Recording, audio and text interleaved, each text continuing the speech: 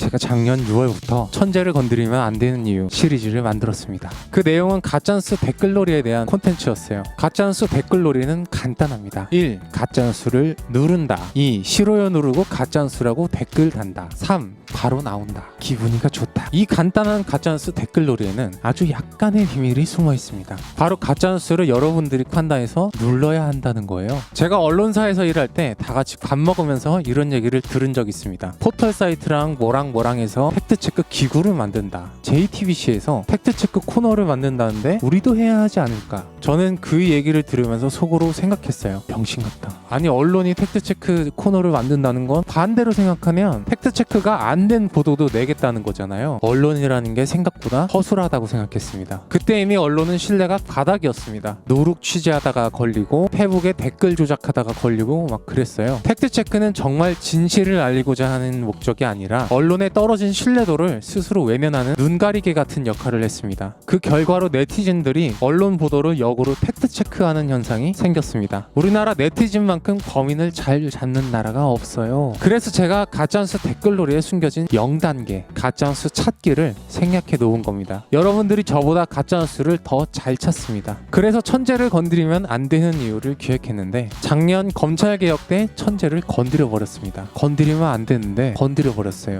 그것도 상당히 잘못 건드렸어요. 16세에 법대를 입학하고 26세에 법대 교수가 되어 민정수석 법무부 장관까지 한 조국 교수를 잘못 건드렸습니다. 요즘 조국 교수님 페북을 보면 작년에 악의적인 허위 보도를 했던 기자들 실명을 공개하며 고소 내용과 진행사항을 묵묵히 적어 놓으십니다. 언론사를 대상으로 한 게 아니라 기자 개인이나 유튜버 개인, 떡볶이집 대표를 한 땀 한 땀 고소했습니다. 여러분 이게 얼마나 무서운 건지 잘 모르실 겁니다. 근데 저는 알아요. 제가 예전에 저에 대한 가짜뉴스가 나와서 기자들 3명을 고소한 적이 있거든요. 뭐였냐면 제가 가깝게 선물을 드린 적이 있어요. 그런데 그걸로다가 경찰에서 처벌한다고 기사가 나온 거예요. 경찰은 수사기관이지 처벌하는 기관이 아니잖아요. 저를 한순간에 범죄자로 만들길래 고소했습니다. 기자 3명을. 그런데 경찰서 가서 고소하니까 고소를 안 받아요. 제가 그래서 고소장은 받아야 하는 거 아니냐 하고 고소장을 내니까 기자는 고소해봤자 어차피 안 되니까 고소장 내지 말래요. 그래서 검찰에 갔습니다. 검찰에 가서 고소를 하니까 고소가 또 됐어요. 고소를 하면 고소인 조사라는 걸 합니다. 고소장만 딱 내는 게 아니라 고소하는 사람이 직접 수사기관에 가서 어떤 이유로 고소를 하는지 직접 수사를 받는 거예요. 아주 돈이 많으면 집사 변호사가 대리인 자격으로 대신 고소인 조사를 받기도 합니다. 저는 제가 갔습니다. 그리고 나서 그 3명의 가짜뉴스 기자들은 어떻게 됐냐면 검찰에서 각하 처리했습니다.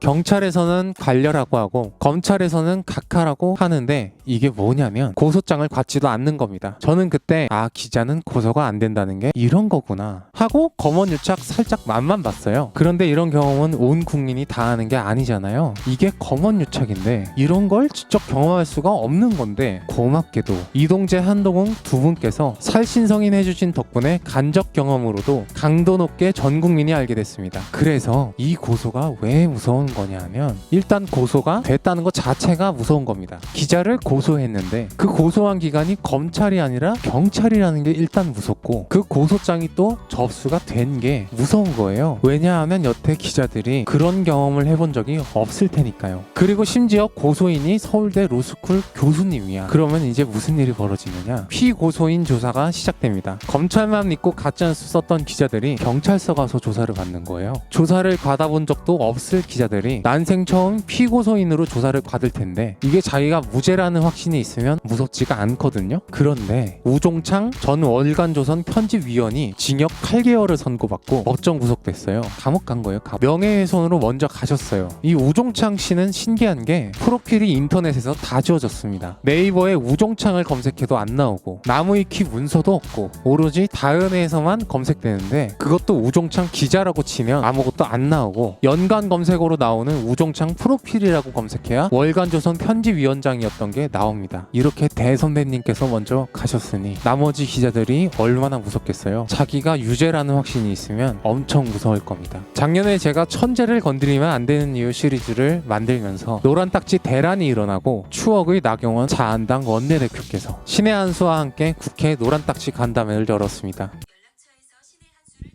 딱 1년이 지나서 유튜브 가짜뉴스를 정말 사라지게 할 방법이 생겼습니다. 그 방법은 다음 편에 알려드릴게요. 유튜브 가짜뉴스 반드시 사라집니다. 고양이의 쑥 원재은이었습니다. 안녕.